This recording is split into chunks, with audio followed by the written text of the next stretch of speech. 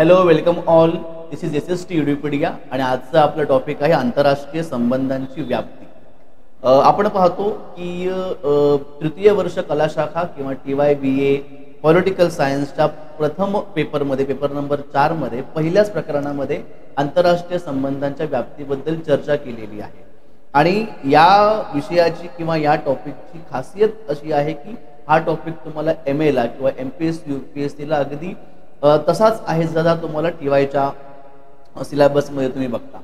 तर या विषयाचा अभ्यास करताना थोडंसं आपल्याला एक दैनंदिन पातळीवरती अभ्यास करावा लागतो आणि तुम्हाला अपडेट मुळात राहावं लागतं. आपण सगळ्यात पहिले बघूया की आंतरराष्ट्रीय संबंधाचे की एलिमेंट्स काय आहेत. की एलिमेंट्स ऑफ इंटरनॅशनल रिलेशन. कोणत्याही विषयाची व्याप्ती अत्यंत महत्त्वाची असते. त्या व्याप्तीमध्ये आपल्याला काय सांगितलेलं आहे. व्याप्ती म्हणजे बेसिकली काय की तुम्ही त्या विषयाचा अभ्यास करताना कोणकोणत्या पायाभूत घटकांचा अभ्यास करताय.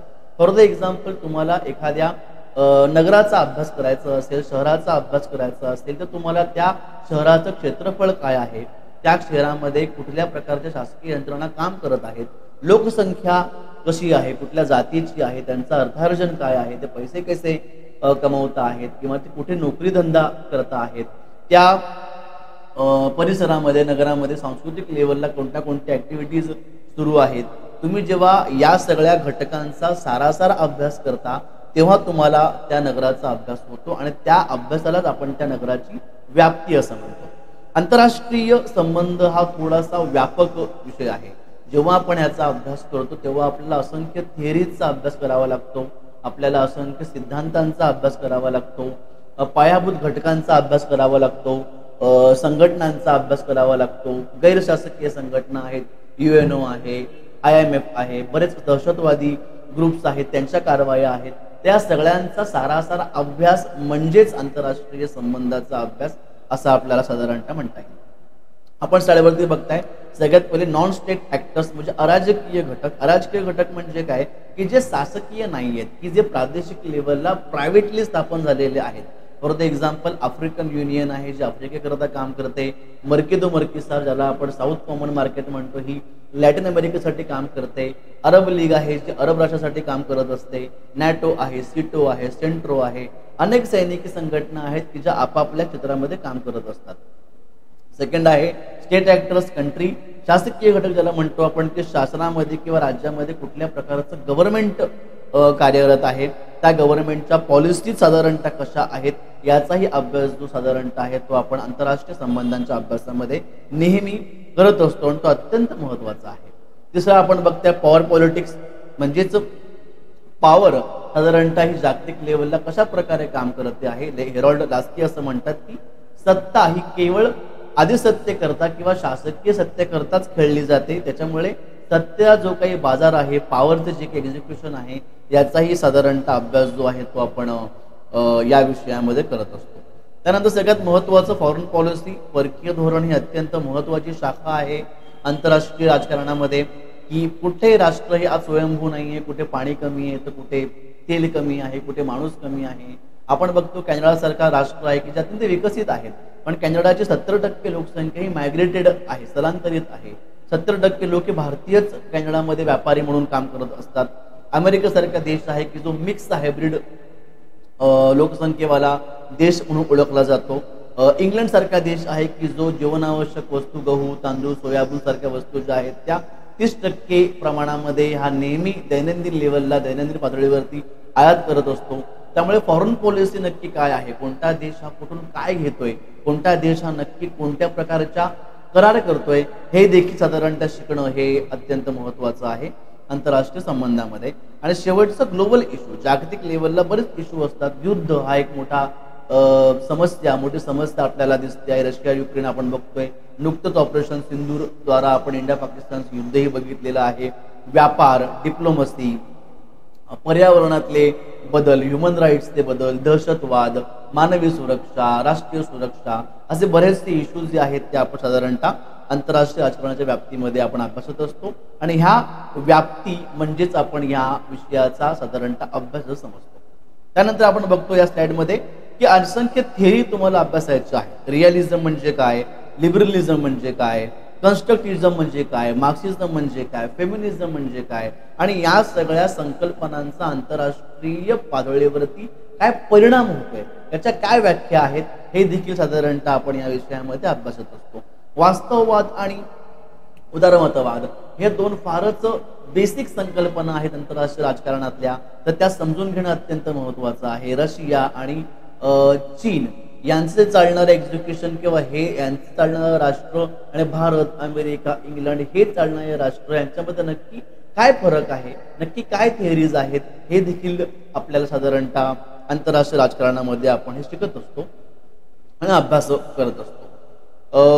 आणखी एक महत्त्वाचा मुद्दा जो आपण आंतरराष्ट्रीय राजकारणाच्या अभ्यासामध्ये अभ्यासतो ते म्हणजे ग्लोबल ऑर्गनायझेशन, आंतरराष्ट्रीय संघटना हा अत्यंत महत्त्वाचा पैलू आहे. आपल्या सगळ्यांना माहिती आहे युनायटेड नेशन ऑर्गनायझेशन UN जो तुम्हाला पहिला दिसतोय त्या शृंखलेमध्ये, UNच्या स्थापनेनंतर साधारणतः फार मोठे बदल जे आहेत ते जागतिक पातळीवरती झालेले आहेत.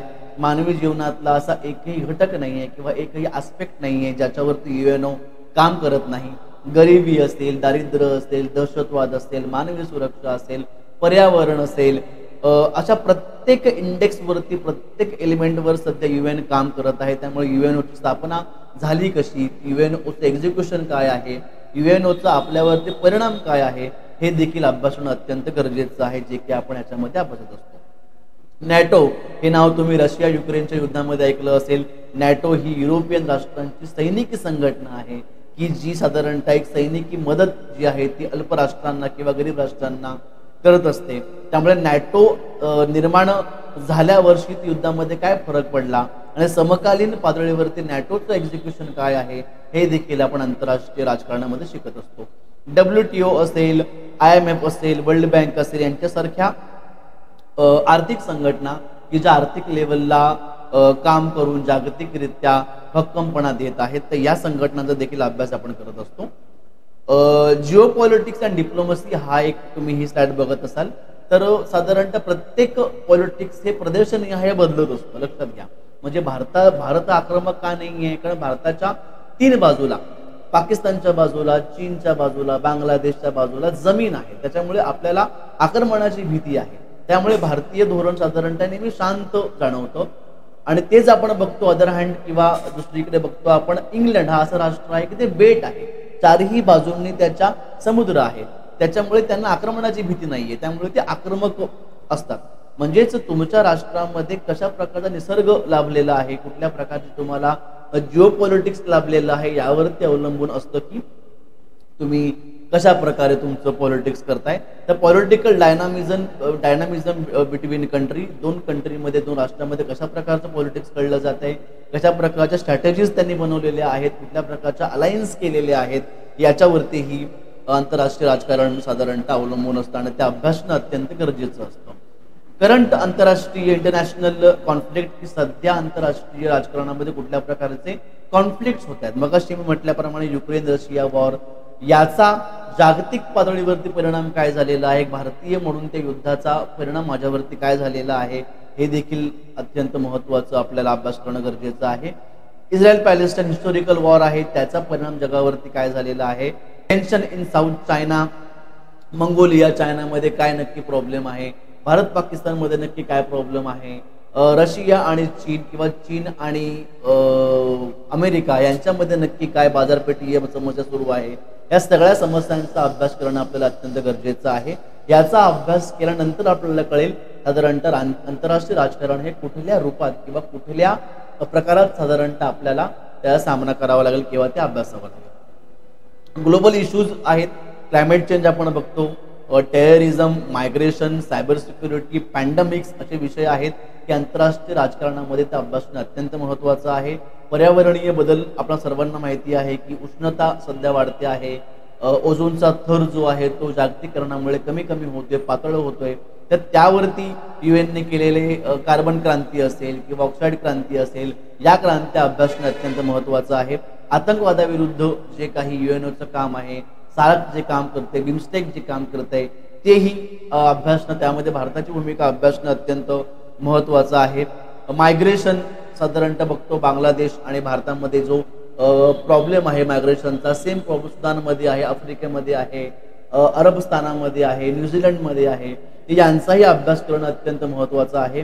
सायबर सिक्युरिटी, सध्याचं जीपे आणि फोनपे आल्यापासून सायबर सिक्युरिटीमध्ये जे चॅलेंज निर्माण झाले आहेत हे देखील जागतिक लेवलला याचे पडगम अभ्यासणं अत्यंत गरजेचं आहे.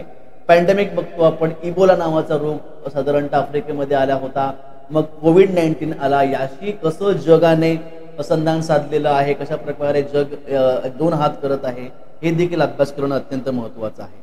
जेव्हा आपण हा सगळा अभ्यास करू तेव्हा आपल्याला कळेल की आंतरराष्ट्रीय राजकारण नक्की काय आहे आणि हे सगळं मिळून आंतरराष्ट्रीय राजकारणाची व्याप्ती साधारणतः सुरू होते. हा विषय अभ्यासणं अत्यंत गरजेचं आहे, कारण मी मगाशी म्हटल्याप्रमाणे हा विषय केवळ फक्त TYBA पुरती नाही आहे मर्यादित. MA करता, रिसर्च करता, तुमच्या APSC UPSC करता अत्यंत हा महत्त्वाचा असा अभ्यासाकरता विषय आहे. दुसरीकडे असं म्हणेल की मी सध्या आपण जर राजकारण बघितलं, गतिशीलता बघितली राजकारणाची, तर रिसर्च हा जो आहे तो फॉरेन पॉलिसीमध्ये वाढलेला आहे. शासनाच्या बऱ्याच स्कीम याला काम करत असतात. त्याच्यामुळे विद्यार्थ्यांनी याच दशेमध्ये या विषयाचा आवड लावून घेणं गरजेचं आहे किंवा या विषयामध्ये अभ्यास करणं अत्यंत गरजेचं आहे. बाकी पुढचे विषय जे आहेत याच ही शृंखला सुरू राहील. तुम्ही पाहत राहा SST युडिपीडिया. इतकं बोलून साधारणतः मी माझं हे व्याख्यान संपवतो. आशा करतो की तुम्हा सगळ्यांना हे अत्यंत उपयोगाचं ठरेल. धन्यवाद.